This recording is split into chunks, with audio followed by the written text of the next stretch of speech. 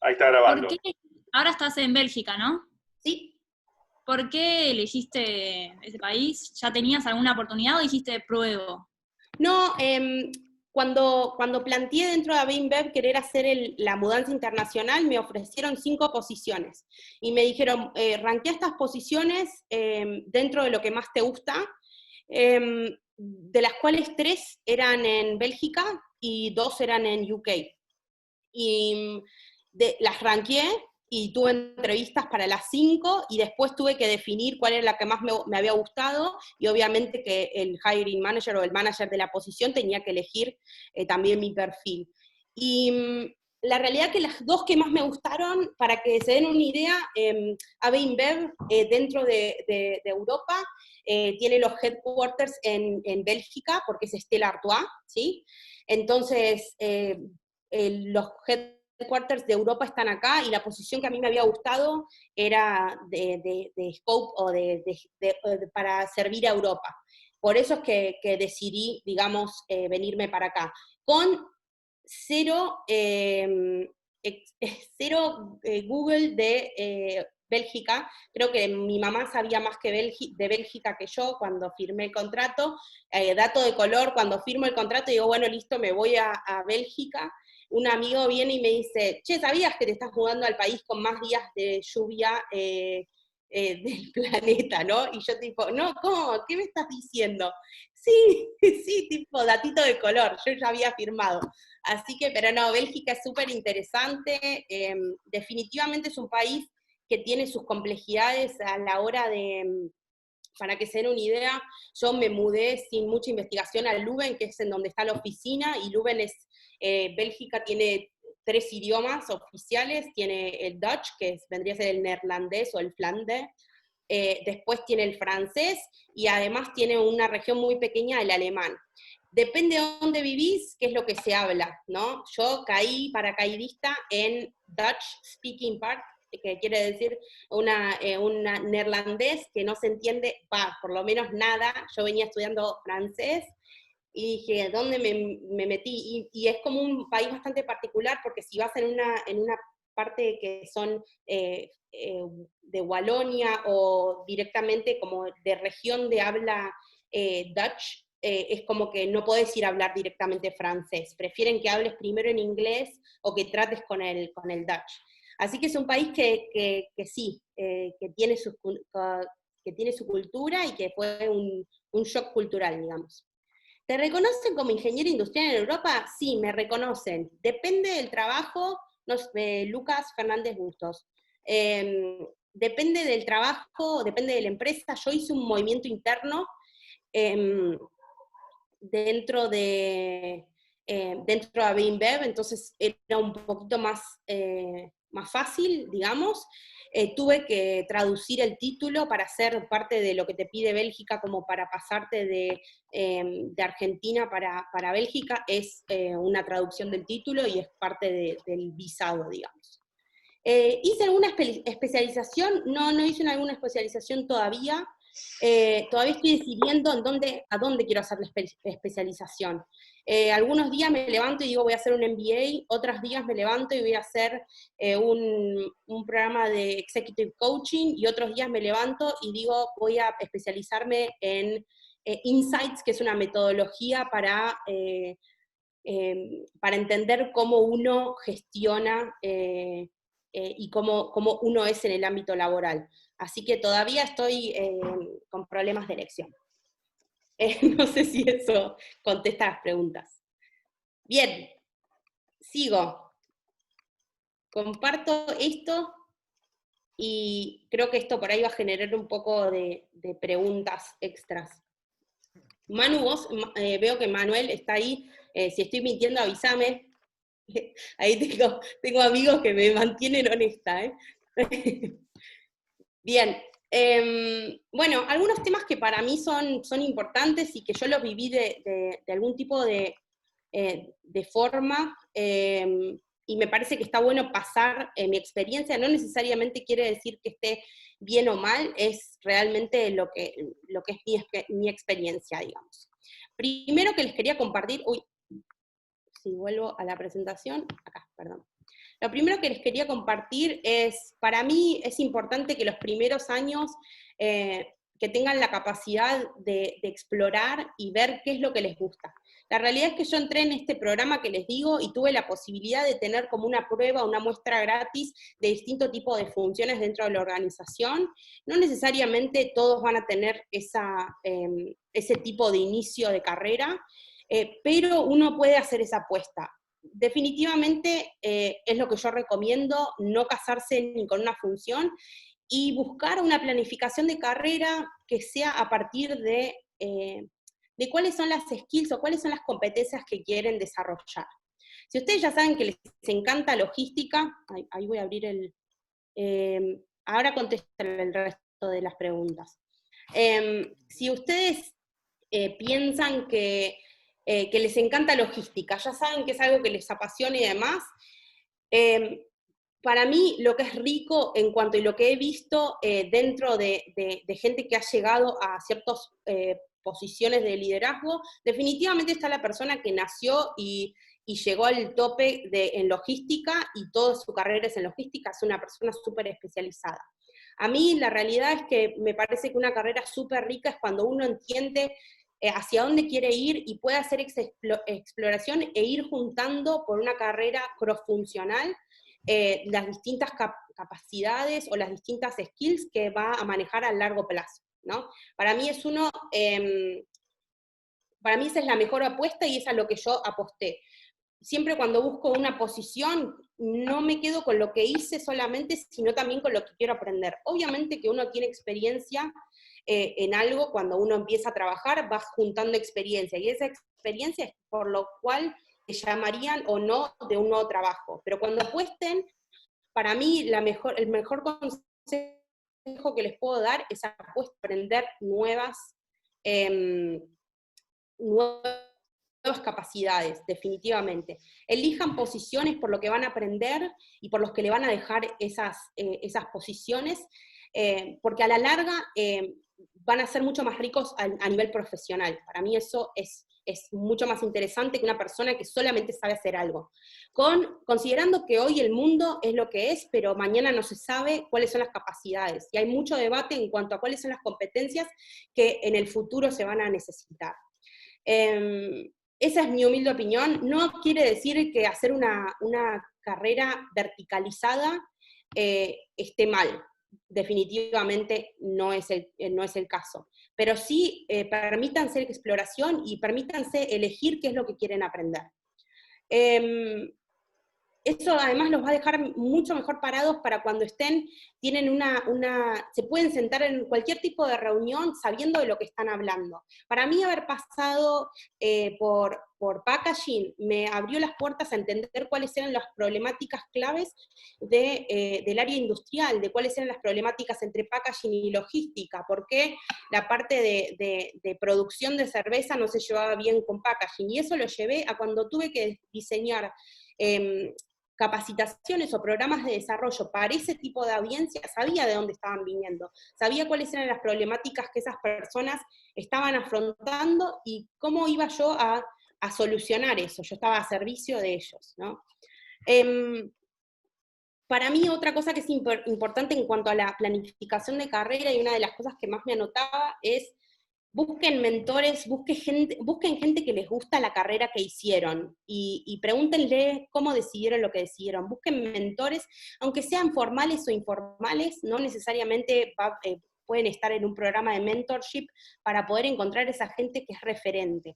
No necesariamente esa gente va a estar en la misma empresa que ustedes. Busquen gente que les gusta la carrera que hayan hecho y entiendan qué cosas o qué decisiones tomaron para dejarlos en donde están.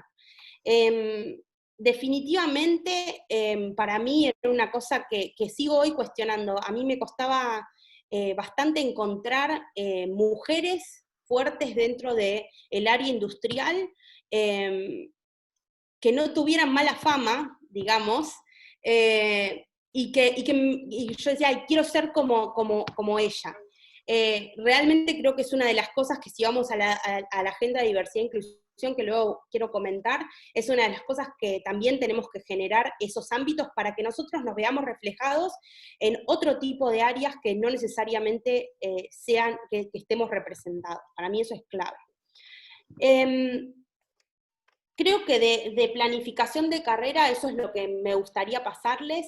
Se conecta muchísimo para mí con lo que es clave y es para mí hoy el sí o no para aceptar un trabajo, que es la cultura organizacional. Realmente el paquete de beneficios tiene que estar, la capacidad de poder crecer en una empresa tiene que estar, pero no hay nada como estar en una empresa en donde uno se sienta a gusto. Y eso viene de parte de los valores, de la forma de trabajo y ¿por qué estoy ahí? Eso para mí es una pregunta que tiene que estar, que todos nos tenemos que hacer a la hora de elegir un trabajo. ¿Qué estoy haciendo acá y qué es lo que estoy cambiando? ¿No? Muchas veces yo he hecho, porque al principio cuando estaba en Airbnb, mis amigos no me van a dejar mentir, pero fanatismo total, camiseta, ¿no? Acá se toma Quilmes, no se toma otra cosa, ¿sí? Uno se pone la camiseta y para mí eso es algo que es interesante porque uno demuestra que está convencido de donde estás trabajando y que tiene orgullo de trabajar en ese lugar. No necesariamente me pasó eso con Le Pain Quotidien, comencé con las ganas de cambiar, de generar esa cultura de orgullo, y la realidad es que fue muy difícil, había mucho de clash cultural entre la vieja cultura, la nueva cultura, la forma de hacer las cosas, había gente que, no, pero nos vamos a transformar en un Burger King, ¿no? Y cuando pedías la explicación de por qué, y decía, bueno, sí, pero en cuanto a estándares de limpieza o estándares de calidad, nos deja muchísimo mejor parados parecernos a un Burger King, ¿no? Entonces, creo que había mucho clash cultural y había mucha gente que no sabía por qué estaba ahí, qué era lo que estabas cambiando. Lejos de ser, son empresas, son organizaciones, algunos de ustedes terminarán trabajando en una ONG, algunos de ustedes trabajarán en empresas que producen algo. A veces creo que uno se lo toma como, estoy acá, estoy muy feliz, no estamos curando el cáncer, ni estamos cambiando el mundo, pero ese sentido de por qué estoy acá y por qué vengo todos los días tiene que estar. Y eso está totalmente asociado con la cultura organizacional. La dinámica de trabajo, los valores, ejemplos como nos importa nuestra gente, si eso no se ve reflejado en el día a día, ¿y cuánto te importa nuestra gente? O también los niveles de autonomía que la organización tiene, los niveles jerárquicos, es una organización per se lineal, en donde se cascadean los objetivos y no hay forma de volver para arriba y decir esto no está bueno, o no hay una honestidad, son todas cosas que para mí son clave preguntarse. La realidad es que pasamos un montón de tiempo en el ámbito de trabajo y tiene que ser un lugar en donde nos guste estar o que nos sea ameno estar, ¿no? Si todos los días vamos y nos sentimos fuera de lugar, no nos sentimos parte de ese lugar, o no sabemos cómo contribuimos a la gran foto de la organización, ahí es en donde empieza uno a desilusionarse de su trabajo, digamos. Tercer punto, que para mí esto es clave, hay un estudio que yo sumé en la presentación, abajo está el link, pero pueden investigar. Pearson es una consultora que hicieron un estudio que es muy interesante sobre las competencias claves para el éxito hacia el 2030, ¿no? Algunas, hay un montón, ellos hicieron un estudio basado en Estados Unidos y en el Reino Unido, y no necesariamente las mismas prioridades para cada país, pero sí lo que despierta es este tema de cuáles van a ser las capacidades que vamos a necesitar en el futuro. Hay muchísimos trabajos que lo que son hoy no van a existir en 5 o 10 años, o necesariamente son intrínsecamente diferentes de lo que se hace hoy, ¿no? Entonces, la pregunta es cómo se empieza a pensar cuáles son las capacidades también para llevar eso al área de recursos humanos, y al área también educativa, de cómo uno se prepara para este futuro de la fuerza de trabajo.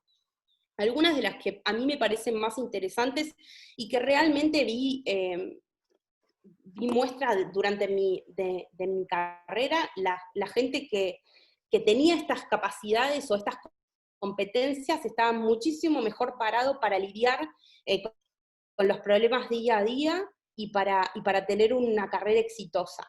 Para mí la primera es la creatividad, como uno frente a los complejísimos problemas que existen hoy dentro de las organizaciones, cómo uno puede de una manera creativa solucionar esos problemas. Para mí generar creatividad sea tan solo para darse ese espacio de no censurar, de hacer brainstormings y dejar volar la mente para generar esos espacios, de que por ahí una solución que parece que no va a solucionar nada al principio es lo que nos lleva a una solución totalmente exitosa. Definitivamente todas las empresas tienen unas complejidades enormes, sea cualquier tipo de problema. Puede ser un problema en supply chain, puede ser un problema en producción, puede ser un problema en recursos humanos. Creatividad siempre es una skill que, no importa el problema, hay que generar eso, buscar esa creatividad en uno. La segunda para mí es flexibilidad. La realidad es que una persona que no es flexible tiene pocas chances de ser exitosa dentro de una organización. Las organizaciones no son, uno se espera como, bueno, voy, trabajo y esto es lo que está esperado de mí y voy, lo hago y me voy a mi casa. No, en el medio pasan mil cosas, uno vive interactuando con gente que tiene distintas formas de pensar que uno, que no va a comprar la idea que uno tiene, y ser flexible y tratar de entender qué es lo que piensa el otro, qué es lo que pienso yo, y cómo llegamos a un mutuo acuerdo, para mí es clave. Incertidumbre, la flexibilidad es tan fácil como en el momento que nos encontramos ahora, ¿no? Hace 3 meses, si me decían que iba a estar 3 meses encerrada en mi casa, no te lo creía, y la flexibilidad a la hora de trabajar, de cómo uno se adapta a las condiciones que están, para mí es clave en cualquier tipo de trabajo. La próxima para mí es difícil de traducir, pero le digo ownership o sentido de dueño, ¿no? Para mí la gente que realmente triunfa es esa gente que entiende cómo contribuye a la bigger picture o al gran espacio de la empresa y toma los resultados de lo que va a hacer esa persona como propios, ¿sí? Se siente dueño de lo que tiene que hacer, pero se siente dueño también de cómo la empresa performa en su totalidad, porque entiende que la parte que uno hizo es una pieza de un rompecabezas enorme. Siempre que me ha tocado elegir mi propio equipo, busco gente que tenga este sentido de independencia y de sentido de dueño, que sienta que lo que está haciendo es suyo, y que y que si es exitoso, es todo para él, y si no es exitoso, tiene que tiene que ser dueño de esas consecuencias. Definitivamente, uno no es que llega el primer día al ámbito de trabajo y es, bueno, ahora sos dueño de todo esto, arreglate, ¿no? Eso viene acompañado generalmente con un sistema de soporte y de empuje, ¿no? Bueno, te voy a dar este desafío, pero al mismo tiempo te voy a generar ese espacio para que vos te sientas contenido. Y si ese espacio no existe, búsquenlo. Acérquense a gente, si no es su jefe, puede llegar a ser un par, o si no es su par, puede ser alguien de recursos humanos. Hay que generar ese espacio en donde uno colabore. Emprendedurismo no necesariamente tiene que ver con armar tu propio negocio, que es increíble, si hay una oportunidad de negocio vayan por ello, pero sí es esta mentalidad de si ven un problema, no convivan con el problema porque no, la verdad que no tiene que ver conmigo, sino traten de empujar hacia la solución. Tan simple como generar los espacios para poder decir, ¿y esto por qué no lo hacemos diferente? Eso también quiere decir, para mí es un buen ejemplo de emprendedurismo, cuando uno ve un problema y no convive con ese problema, sino que lo ataca de una manera novedosa y que genere ese cambio dentro de la organización. Definitivamente, toma de decisiones para mí es clave, generar el espacio o generar la credibilidad que uno tiene, de que uno puede tomar las decisiones cuando sea necesario y no depender de otra persona. Es de nuevo esta independencia que para mí es clave dentro de capacidades. definitivamente, de nuevo, esto viene con un esquema de soporte. Uno no puede esperar que el primer día tomes una decisión de, por ejemplo, no sé, cambiar toda la estructura de reporting, o cambiar la estructura de cómo voy a hacer esto, porque afecta un montón de cosas si uno está en una compañía matricial generalmente, y que lo afectan un montón de distintas funciones, ¿sí? Pero generar ese espacio en donde uno es dueño de sus propias decisiones y que no le tiene miedo a esas decisiones. Y finalmente, que para mí es súper importante, y especialmente porque todas estas competencias, como les digo, es un estudio que habla sobre las competencias del futuro a 2030, pero después de 2030 las capacidades pueden totalmente ser otras. Entonces, el aprendizaje continuo, o buscar ese aprendizaje, no sé hacer esto, bueno, lo voy a aprender, y me lo guardo en mi cajita de herramientas. Hacer esto constantemente. La gente que logra aprender y que no se queda con el status quo, que no, para mí es clave estar constantemente cuestionando, qué es lo que, hasta generar esos espacios de cuestionamiento, es decir, esto lo podríamos hacer mejor, el continuo aprendizaje y la mejora continua. Eso para mí es una de las claves de éxito, dentro de no enamorarse del propio éxito. Es más, cuando uno hace las cosas y decir, bueno, de ahora en más lo voy a hacer para siempre así, no, definitivamente no, porque lo que puede ser hoy una solución, si lo vuelvo a hacer 10 veces, probablemente me deje parado en otro espacio, ¿no? Eso es un poquito de, para mí, con mis propias palabras, no sé cuán técnico sea, pero que son cosas que he visto en líderes dentro de las organizaciones que he estado, en donde realmente eso los hace diferentes. Y cuando se habla de ellos, esto te separa enormemente de otra persona que hace el mismo trabajo que vos, pero que tiene otro tipo de resultados. Para mí estas son algunas de las competencias que considero clave del éxito. No quiere decir que sean las únicas, pero sí empiecen a pensar esto. Compañías como Netflix, justo estábamos hablando con uno de mis amigos acá en mi casa, y estábamos hablando de Netflix. Es una compañía que te puedes tomar la cantidad de vacaciones que quieras. Ellos bajo la premisa de vos podés decidir la cantidad de días de vacaciones que querés. Ahora, lo que sí te voy a pedir es que tengas el sentido de dueño, porque todos tus resultados tienen que estar completos. Vos manejá tu agenda. Mientras que tus resultados estén hechos, vos podés hacer lo que desees. Creo que ese es el futuro. Creo que el espacio de 9 a 6 va muriendo. Y creo que para poder pasar de un 9 a 6 a un tipo Netflix, lo que necesitas son flexibilidad, gente que esté preparada para tomar decisiones, gente que esté preparada para ser responsable por ese tipo de decisiones, gente que se pueda adaptar y que aprenda rápidamente, y gente que no le tenga miedo a independencia y vamos para adelante. Para mí eso es el gran cambio hacia el futuro. Obviamente que después hay capacidades de conocimiento, como AI o como coding, son cosas que sí, que se vienen hacia el futuro, uno lo deja mejor parado en cuanto a la formación. Pero si vamos a un terreno más cross-funcional, creo que esas son algunas de las que yo resaltaría. ¿Quieren que pare para algunas preguntas? ¿Algún tipo de preguntas o no? Ah, acá. Por ahora todo es verdad.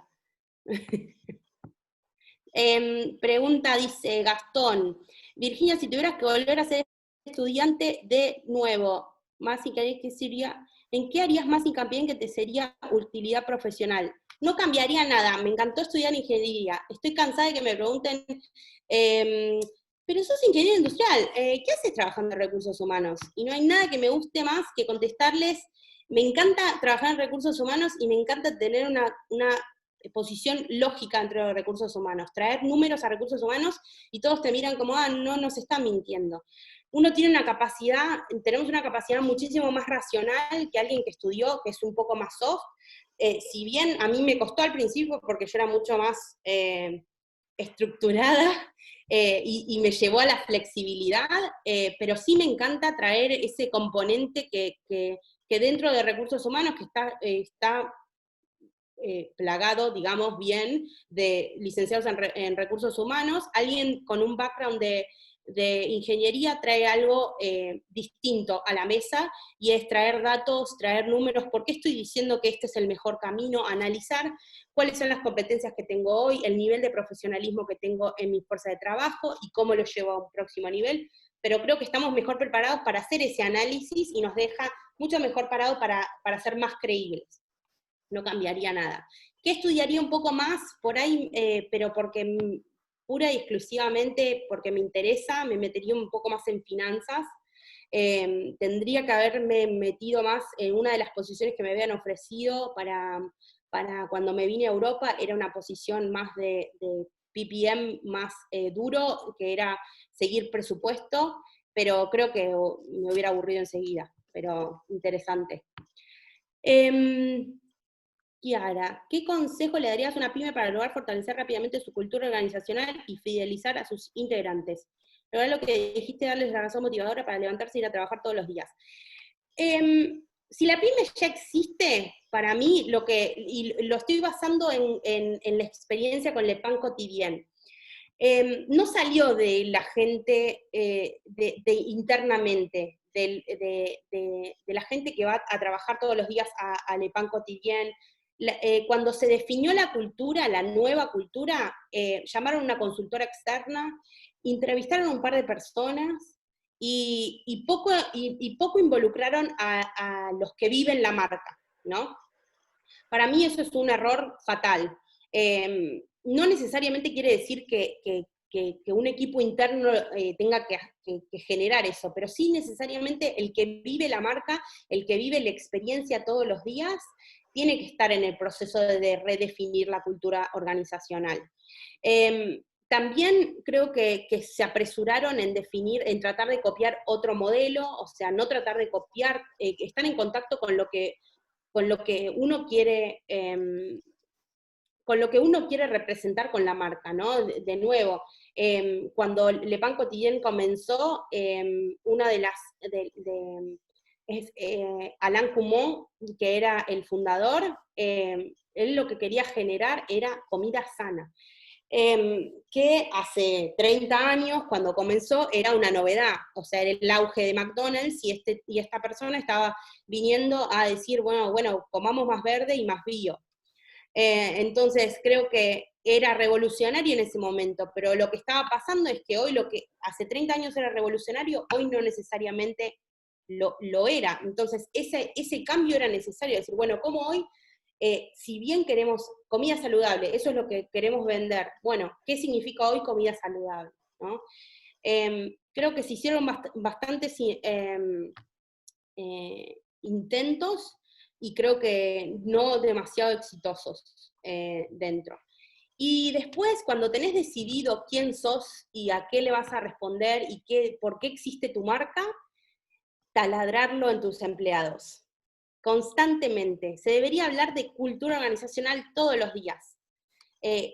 Una de las cosas que era para mí más lindo en AB InBev es que todo el mundo sabía cuáles eran los principios de AB InBev, por qué estábamos ahí. Constantemente era una y otra vez volver a por qué existimos, qué representamos, qué no representamos. Hasta creo que eso en AB InBev se pasaba un poco, porque te encontrabas en capacitaciones en donde te encontrabas con una persona diciendo, no, bueno, pero él no representa la cultura organizacional.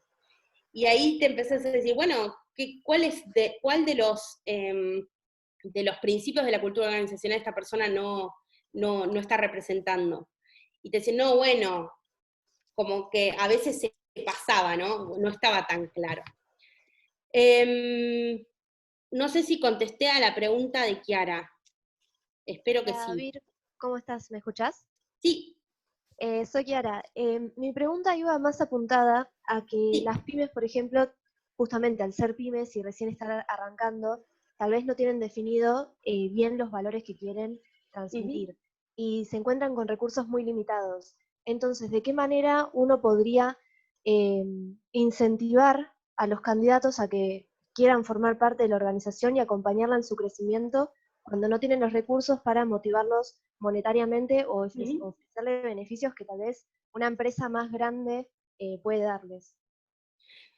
Para mí lo que es interesante esto que decís, definitivamente una pyme está creciendo y está todavía tratando de definir, creo que tiene una flexibilidad en cuanto al modelo de negocios, ¿no? Bueno, vamos a ir por acá, están todavía, creo que es importante para mí separar que lo que uno, no necesariamente el producto, que es lo que uno trae, es por la decisión, o digamos, tus valores. O sea, para mí es como, bueno, ¿qué es lo que, no es lo mismo, ¿cómo decirlo campechanamente? Digo, uno puede decir, bueno, voy a vender cigarrillos o voy a vender pizza.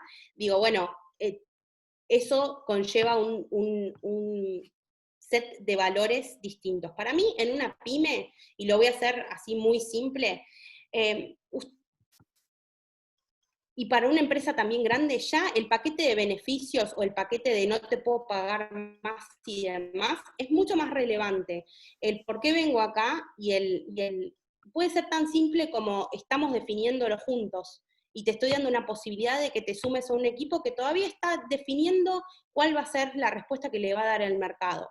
O creo que eso lo hace mucho más atractivo que estar diciendo, no, bueno, pero te vas a ser parte de una organización enorme y que te va a llegar años reclutar o años subir a la escalera organizacional. Creo que para una pyme lo que es interesante es esto, de tener la posibilidad de estar tomando decisiones en una etapa muy temprana de tu carrera, estar en contacto con lo que realmente está pasando, porque lo ves, digo, una acción puede dar vuelta a la empresa sí o no, entonces estás ahí, creo que eso lo hace muy interesante, especialmente por una generación como la de los millennials, centennials y todo, que es más de sentirse parte de ese éxito. Creo que una pyme tiene que encarar cómo vender esa pyme por ese lado más que por tenemos grandes beneficios. No sé si eso está más claro, creo que es mi opinión de por dónde ir a una pyme, de decir, lo que estás vendiendo es esa pequeñez, y eso de que nos vamos a conocer todos, que hay una honestidad mucho más, la realidad es que si son 10 personas trabajando, es muy difícil tratar de esconderte dentro de 10 personas. Genial. ¿Mejor o peor? No, ahí se entendió perfecto. La única duda que me está Perfecto. quedando es justamente al tener recursos limitados, ¿de qué manera la organización puede sortearlos, estos obstáculos, y hasta qué punto puede prescindir de la actitud? O sea, ¿qué tanto puede exigirle al candidato la actitud que tiene que tomar hacia la empresa? No sé si me explico. Sí. Para mí en una pyme, que es mucho más, bueno, sí, una pyme, digamos, para mí es, no vas a poder competir con una campaña de comunicación de una gran empresa que tiene millones para gastar en eso. Vas a tener que ser mucho más consciente de cómo vas a generar un target, a quién estás buscando. O sea, realmente sabes a quién estás buscando porque sos un equipo chico y sabes en dónde se te escapa la perdiz, digamos. Entonces sabes a quién tenés que ir a buscar. Probablemente la estrategia de atracción en un comienzo, en una pyme, sea muchísimo más boca a boca, teniendo contactos, utilizar, para mí una de las mejores, referir gente, que la misma gente que trabaja, y es un buen indicativo de cuán feliz la gente está dentro de la empresa. Si la gente quiere traer gente a su propia empresa para que trabajen, es porque están contentos con el trabajo en donde trabajan. Uno no recomienda, si la respuesta no voy a traer a esa persona, lo único que falta es que venga acá, va a ser infeliz. Si esa es la respuesta, difícil, ahí hay un gran rojo para tratar. Para mí, cuando una pyme, del punto de vista cómo atraes, va a ser mucho más en el 1 a 1, y conversaciones de, quiero que te sumes a este proyecto y esto es lo que necesito de vos.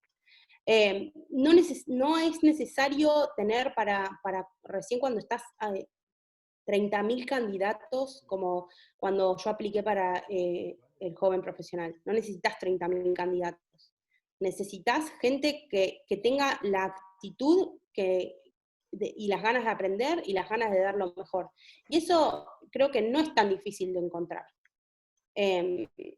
Creo que por ahí yo lo encararía. No sé si igual creo que estaría bueno, si querés escribirme un mail y lo charlamos más en profundidad, pero me parece que hay que sortear y ver, bueno, qué tipo de pyme, en dónde estás jugando, o sea, es en un lugar en donde tenés talento disponible, vas a robar talento o vas a desarrollar talento. Esas son preguntas que uno se puede hacer dentro de robar en el buen sentido, ¿no? Vas a tratar de atraer talento que trabaja en una gran empresa para traerla a la pyme porque tienes expertise, o vas a apostar a desarrollar a alguien internamente y que va a ser mucho más fiel por empezar con vos, digamos. Buenísimo, muchísimas gracias. No, de nada. Después está Manucho, dice, buenísimo lo del mentoring y la búsqueda de referentes, aplica al mundo laboral, pero puede arrancar antes en la facu, sí, para pensar cómo quiero vivir la transición al mundo empresa. Definitivamente, sí, definitivamente, busquen gente ahora, gente que les pueda recomendar, que empiecen a charlar en qué les gustaría, hacia dónde les gustaría empezar su carrera. Creo que tener este tipo de charlas abre un poco el paraguas de decir, está bueno lo que hizo esta persona, no me veía en ese tipo de carrera. Sin ir más lejos, mi grupo de la facultad, que acá veo que también está el Leo. Agustina Alatea, está Bruno. No, Sí. me llamaste toda linchada, ahora me voy a ir y voy a ver todo el grupo que me deben haber sacado fotos, todo mal. No, pero definitivamente hay algunos de los chicos trabajan en marketing, algunos de los chicos trabajan en IT, business intelligence, sales, es diverso. Tenemos la verdad que está buenísimo, es una carrera súper amplia y que abre un montón de puertas. Utilicen eso para tener la excusa de explorar. Y cuando quieran crecer por un lado, de nuevo, busquen capacidades y lo que quieren aprender. No se enamoren del nombre del puesto, porque el nombre del puesto, generalmente, el puesto va a ser lo que ustedes hagan con el puesto. Entonces creo que uno se enamora de manager o se enamora de jefe de, y después lo que no implica ser jefe, implica otro tipo de challenges, o perdón, venía pensando, es que vengo diciendo un montón de palabras en inglés y es porque hace creo que 3 años que no hago una presentación que no sea en inglés, así que perdón. ¿Tuviste que lidiar con problemas con la gente? Sí, todos los días. ¿Cómo lograste resolverlo? Y la verdad que sí, principalmente uno siempre tiene, todos somos distintos, la forma que a mí me gusta que me lideren no necesariamente es la forma que a otro le gusta que le lideren. Uno tiene que siempre pararse de el principio de entender a quién tiene uno enfrente y cómo a esa persona uno le llega. Poco importa, muchas veces uno se escucha a algún tipo de líderes, bueno, pero yo lidero así que fíjate cómo te adaptás a mí. Y la realidad es que parte de liderar es escuchar al otro y ver qué es lo que el otro valora, cuál es el set de valores que esa persona tiene y cómo uno se adapta y guía a esa persona a través de su set de valores o a través de lo que lo motiva para alcanzar los objetivos. Creo que para mí eso es clave. Me tocó mi equipo, cuando venía trabajando con mi equipo en Argentina, tenía a un chico a mi cargo y pasé de mi puesto en Europa a tener una persona a mi cargo en Rusia, 2 personas en Praga y 5 personas en India. Y la realidad es que todos vienen de países distintos, con otras cabezas, con otro set de valores, de capacidades, de idiomas, ¿sí? Me ha pasado muchísimo de tener conversaciones con mi reporte en Rusia, y de una y otra vez tener que iterar, decir, bueno, pero está claro, cuáles son las cosas que vas a hacer para la semana que viene. Darle autonomía, ¿no? Decir, bueno, guiar, pero dar autonomía. Y después volver a iterar la semana siguiente y decir, bueno, está hecho, dijiste que podías manejarlo. Entonces es ese juego de soporte y de pedirle al otro. Definitivamente problemas creo que siempre vamos a tener siempre se van a tener que lidiar. Para mí el mejor consejo es entender a quién tenés adelante y uno adaptarse a esa persona. Es mi receta. A veces me sale, a veces me encuentro con personas que son muy distintas a mí y cuesta mucho ponerse en el camaleón y tratar de encontrar el punto medio. Después, ¿dirías que la integración del trabajador con la empresa y ese sentimiento de pertenencia es clave para lograr el éxito en la misma?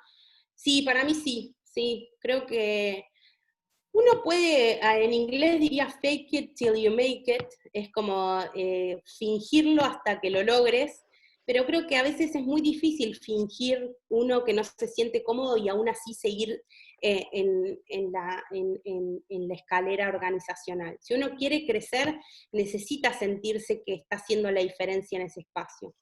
Y también lo que para mí es me ha costado muchísimo es ver, creo que los líderes, podés crecer, vas a llegar a un punto, en algún punto te vas a estancar porque para arriba no te creen que estés, para arriba no te creen que estés buscando lo mejor para la empresa, y para abajo ven que no estás contento. El presidente de la zona europea, para mí, era una de las personas, ahora cambió, el año que yo me fui de AB InBev cambió, pero Stuart era una persona increíble, y él lo que decía es, la gente te ve todo el tiempo, la gente sabe lo que estás haciendo, saben cuándo vas al baño, saben cuándo comes, la gente ve todo. Entonces, si uno no puede, si uno está fingiendo todo el tiempo, la gente ve cuando uno finge, cuando uno no está contento, cuando uno está mintiendo, eso se ve. Y tener liderazgo de ese tipo en una empresa es tóxico. ¿Y por qué creo que hay empresas que todavía no lo hacen? Y porque hay empresas que es difícil, o sea, a ver, no todos van a tener el mismo nivel de engagement o del mismo compromiso con la empresa. Es muy difícil generar ese fanatismo, y hasta te digo, creo que es sano tener ese nivel de gente que cuestione cómo se vive, ¿no? Porque también eso te permite repensar ciertas cosas. Si tenés todos enamorados, creo que uno empieza a dejar de ver lo que podría ser mejor. Tenés que tener ese nivel, no enamorarse de todo lo que te dicen y creer todo lo que te dicen, pero no tener una persona que esté cuestionando absolutamente todo. Para mí hay un buen balance, decir, bueno, esto me parece que está bueno y quiero estar en este lugar porque me parece genial. Yo les voy a ser muy sincera, cuando yo me fui de AB InBev es porque no lograba tener ese balance vida personal, y me sentía que con ese tipo que estaba socavando mi vida personal, de manera que mi engagement o mi amor hacia esa compañía estaba bajando. Y una de las charlas que tuve a lo último fue decir, yo no siento que hoy, con la mentalidad que tengo, esté para dar el 100% de mí para esta empresa, que se lo merece porque es una empresa increíble. Así como ellos esperan el 100% de mí, yo espero el 100% de la empresa, y hoy yo no lo podía dar.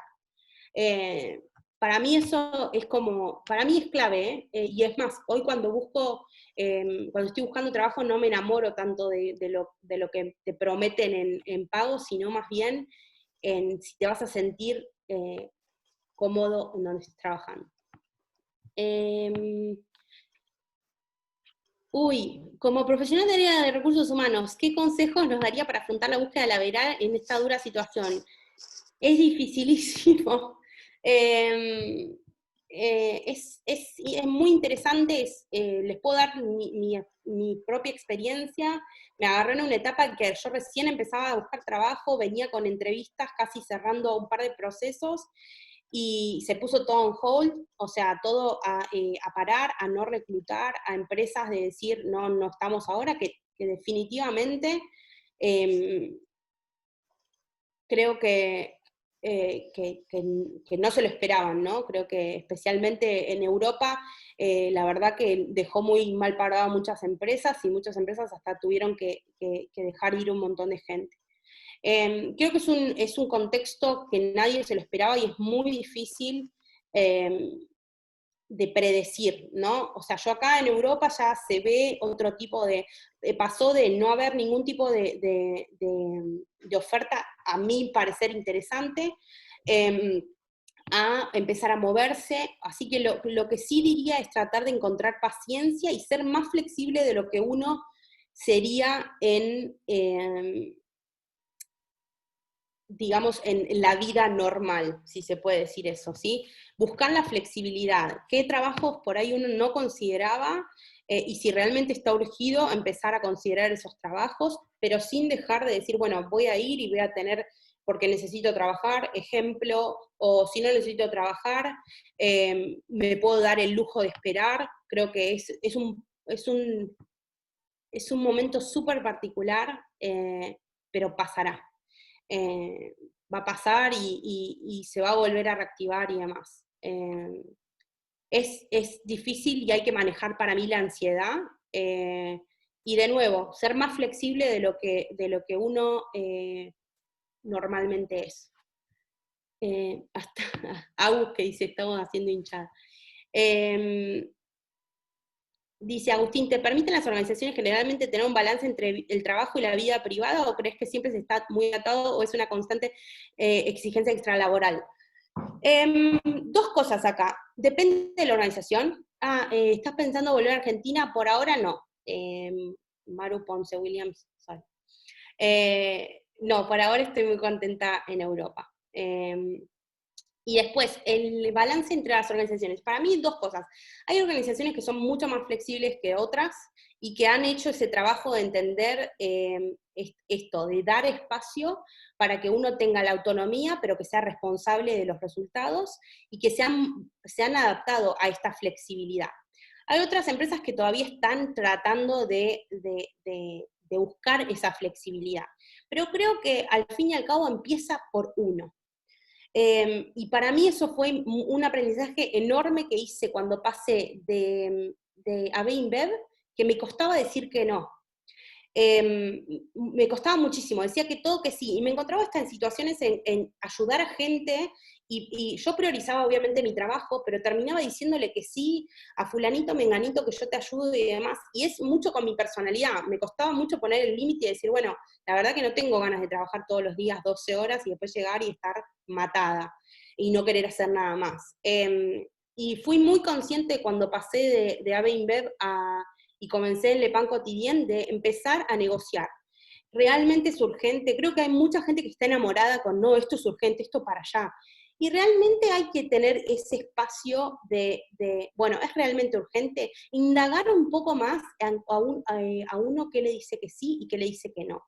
Y no es decir que sí o que no, porque sí, porque me lo dijo mi jefe. Es entender por qué estoy haciendo lo que estoy haciendo, cómo esto contribuye a el trabajo de otros y por qué es urgente.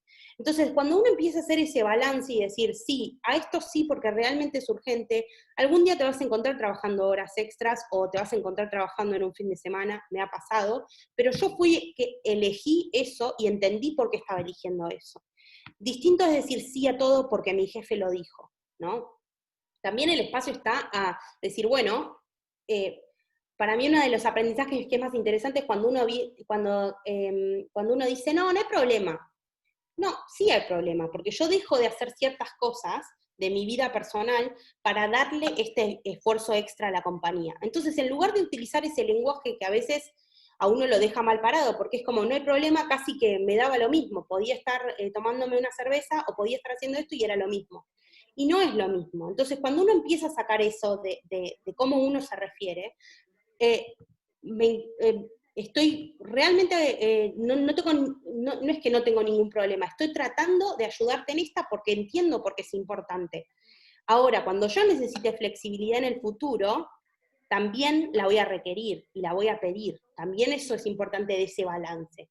Creo que menos y menos las empresas van hacia un 9, de 9 a 18, es muy, ya está quedando viejo. Pero con eso conlleva un montón de adaptarse a esto. Hay gente que también es uno en AB InBev y en Le Pan Quotidien lo llamamos acuerdos implícitos, ¿no? Que es cuando uno se sienta a hablar con el jefe y decir, mira, la verdad a mí trabajar sábados y domingos no me hace feliz, ¿no? Es algo que uno pone y dice, es un acuerdo que uno dice, los sábados y domingos para mí es importante no trabajar. si llega a pasar algo terrible, y es necesario que tu jefe que tu jefe sepa que estás,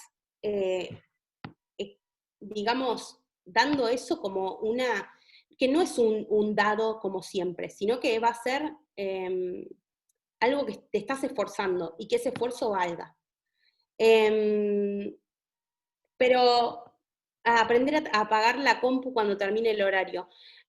Sí, puede ser, sí, definitivamente. A alguna gente le sirve. A mí, por ejemplo, por un tiempo dejé de poner mi mail en mi celular y me generaba más ansiedad no saber qué iba a pasar a la mañana siguiente, que entonces volví a tener los mails y más para un control personal y saber qué era con lo que, no me sentaba a trabajarlo, pero sí saber en la cabeza en dónde estaba o con qué me iba a venir el día siguiente.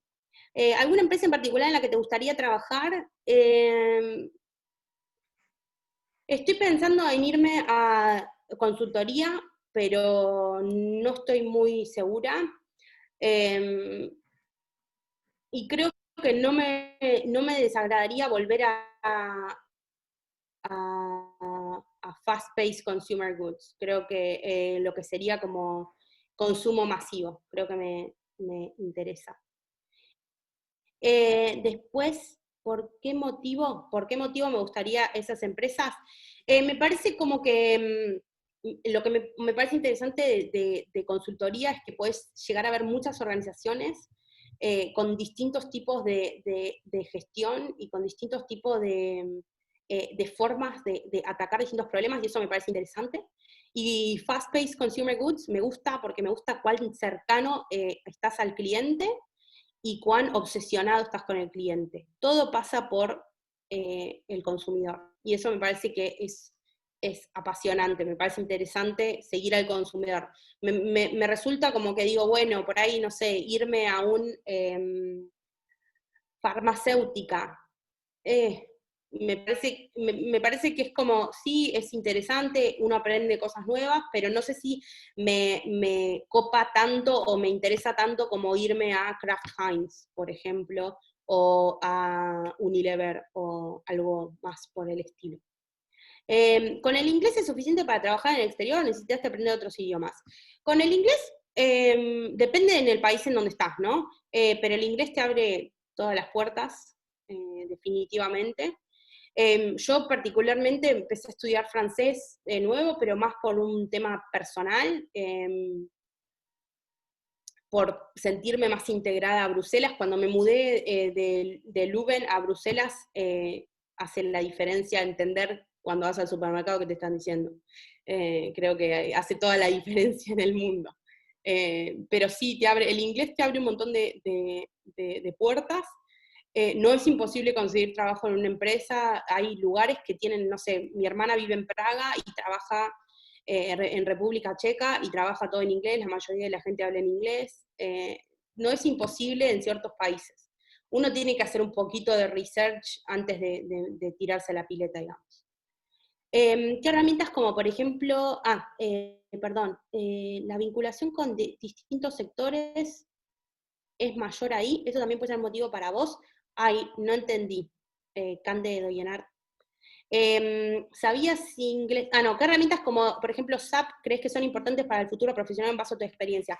Excel, a ver, no haría un curso de Excel, hay que sentarse y tocar Excel y ponerse no es necesaria, hay 1000 cosas online. SAP, los módulos de SAP van a ser, es interesante saber SAP, te va a abrir puertas, pero hay un montón de otras herramientas que o están definidas. El SAP es una plataforma que además va a estar diseñada para la empresa en la que vayas, ¿no? El tipo de transacciones y demás, estar familiarizado con SAP es interesante. Hay algunas empresas que utilizan otros ERPs. Para recursos humanos está SuccessFactors, está Workday, son cosas nuevas. Hay cosas que están in-house. Para mí lo que uno le tiene que quitar es el miedo a empezar a tocar y es más, si estás en IT, agarrar una versión beta y empezar a probar, a ver qué pasa.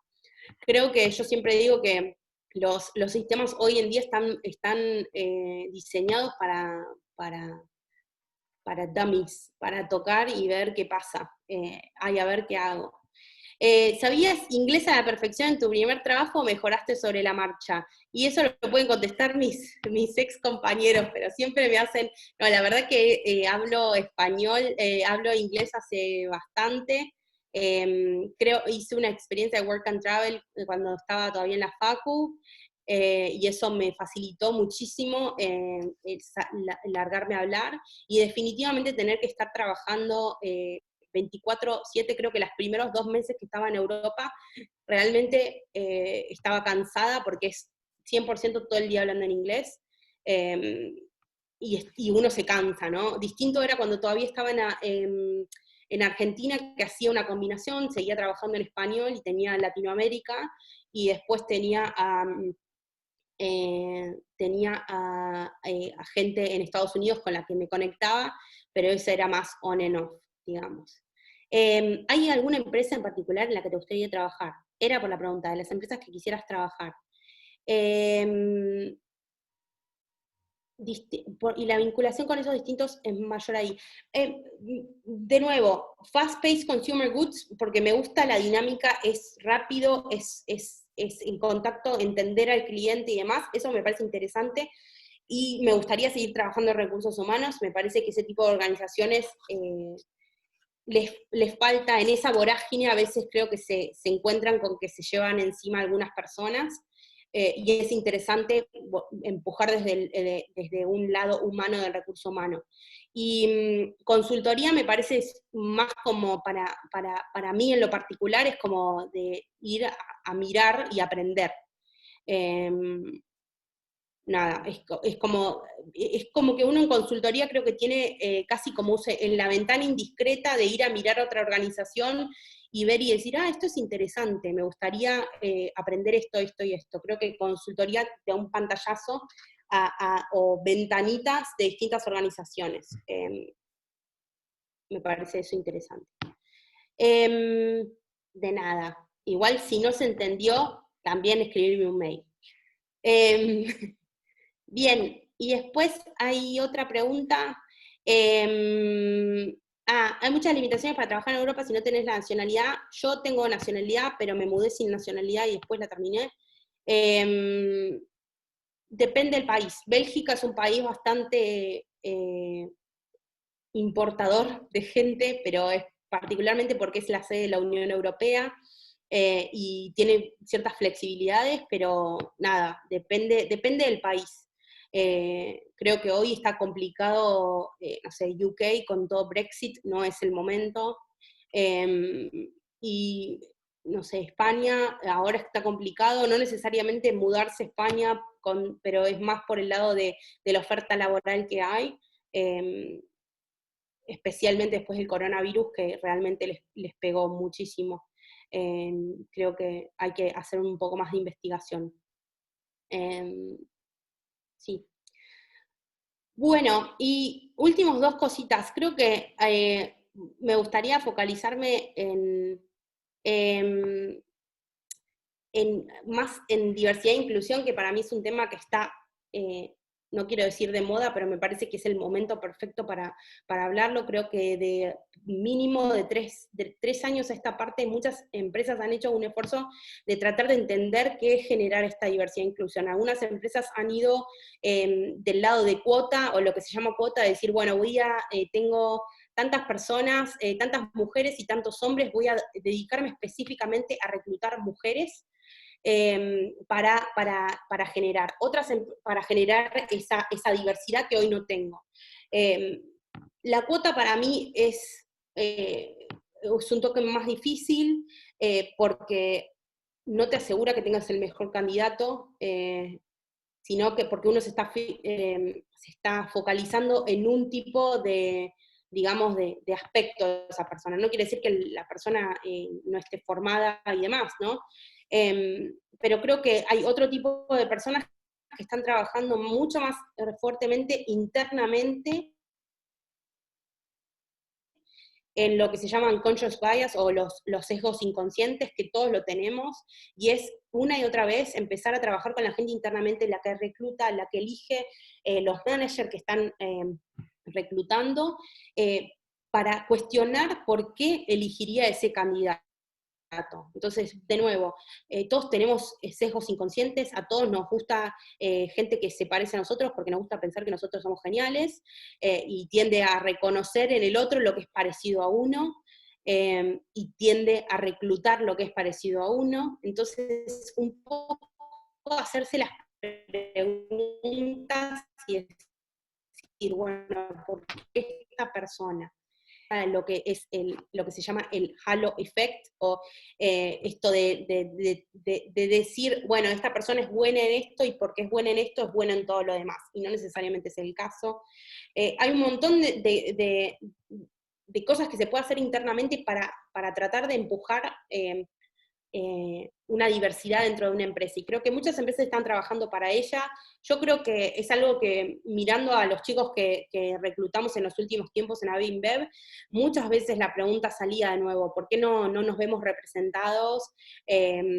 Alguien que esté en Haití, que sea mujer, ¿por qué no me veo representada? ¿Por qué soy la única persona de color en una clase de 25 personas? Creo que esas preguntas son las que hacen que las empresas se sientan sanamente incómodas para volver a ver cómo hoy están reclutando.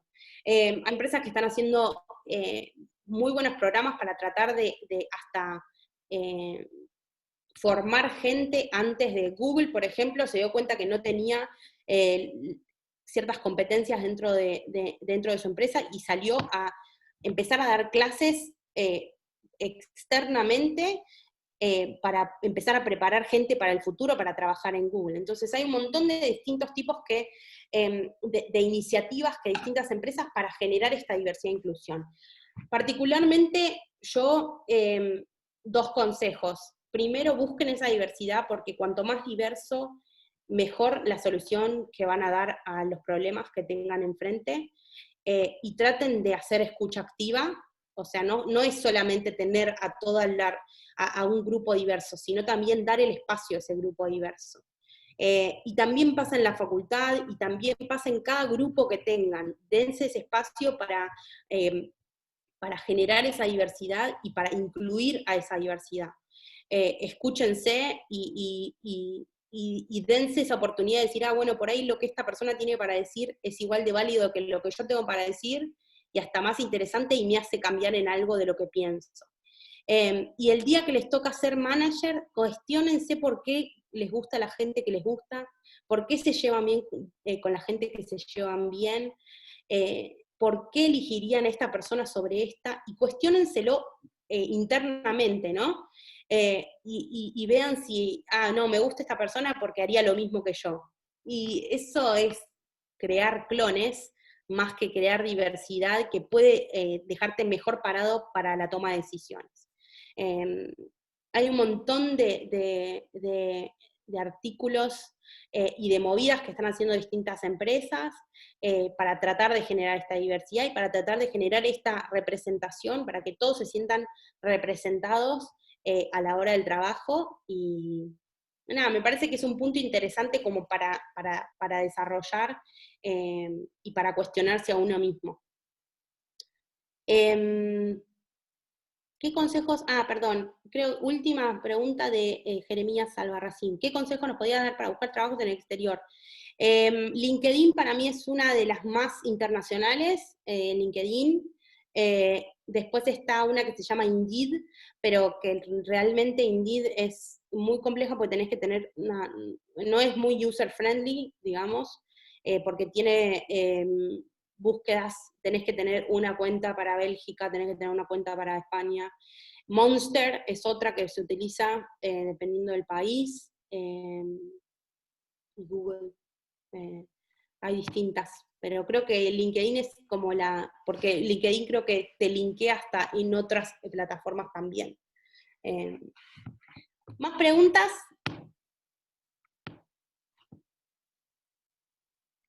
Y si no, es todo por hoy.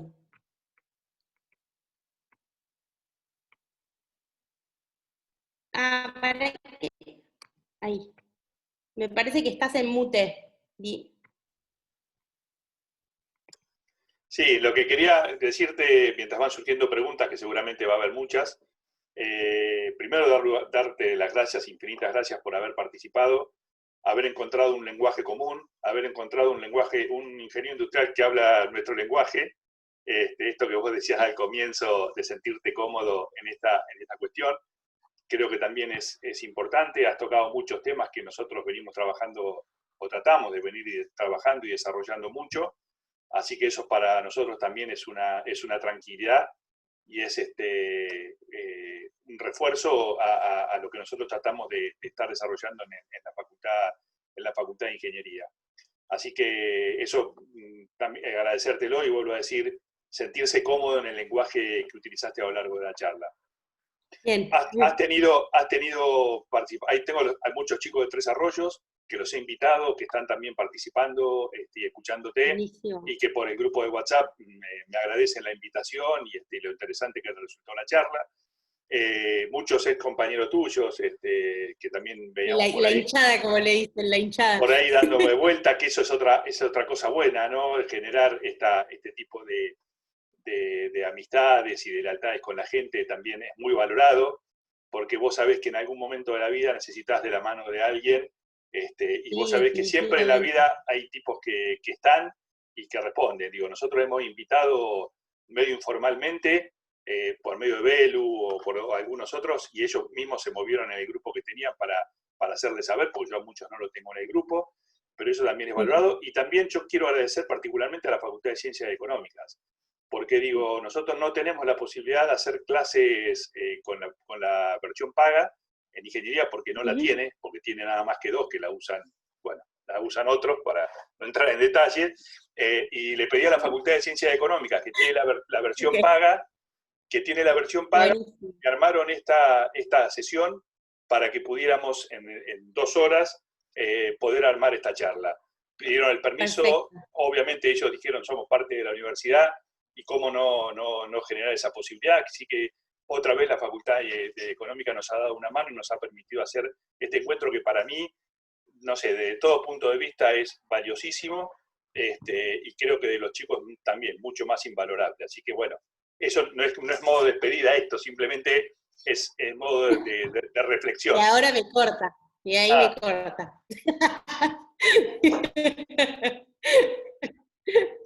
Zoom se encarga solo, ¿viste? De cortarte. Sí, corta, basta, callate. No, la verdad que espero haber contestado alguna de las preguntas. Ahí la última pregunta, que creo que es lo mismo: ¿qué diferencia observaste en los ingenieros industriales en Argentina con el resto del mundo? Creo que uno tiene como me pasó que una de mis más amigas de acá a Europa es una chica que es ingeniera de materiales de la Universidad de Oxford. Y uno tiene en la cabeza, la Universidad de Oxford, increíble. Y es tal y cual como nosotros, y tuvo una formación muy parecida, y uno no se siente, es más, muchas veces hasta uno se siente como, pero ¿cómo? Esto lo tendría que saber. Esto lo dieron en tercero, creo que uno tiene como muy arriba ciertas instituciones, y definitivamente son grandes instituciones y tienen lo suyo, pero la Universidad Nacional de La Plata es igual de increíble que Oxford a mi gusto, y me ha dado la oportunidad de finalizar la carrera sin tener que dejar un brazo, y la verdad que es increíble estar en una conversación y que uno se para de igual a igual, no hay diferencias. Al fin y al cabo, la universidad le da el espacio y uno lo aprovecha más o menos. Eso para mí es importante, que sepan que de nuevo, este sentimiento de dueño sale también de la facu, de cuánto uno le saca jugo a las posibilidades que hay dentro de la facultad, y no quiere decir, obviamente, que mis amigos acá me van a decir, sí, bueno, pero ella era una nerd, y sí lo era, pero creo que uno aprovecha y le saca el jugo. Y el conocimiento está ahí para uno que lo tome. Así que no siento, es más, algunas veces creo que hasta los miro como de Oxford, pero no se nota. Porque creo que uno tiene la fantasía de gente increíble, ¿viste? Como, no, pero esto de ellos, nada. Y no estamos lejos, así que hay que creérsela un poco. Bueno, yo quería, vuelvo a poner mi pantalla un segundo, si alguno, mi mail es mi apellido, me adueñé del apellido de toda mi familia, pues, ¿por qué no? Si estaba disponible. Así que si me quieren sumar a LinkedIn o si me quieren escribir algún mail de algún tipo de pregunta que no haya quedado cubierta o algún tipo de pregunta secreta, escríbanme que contesto. Y más en pandemia. Así que ahí lo dejo.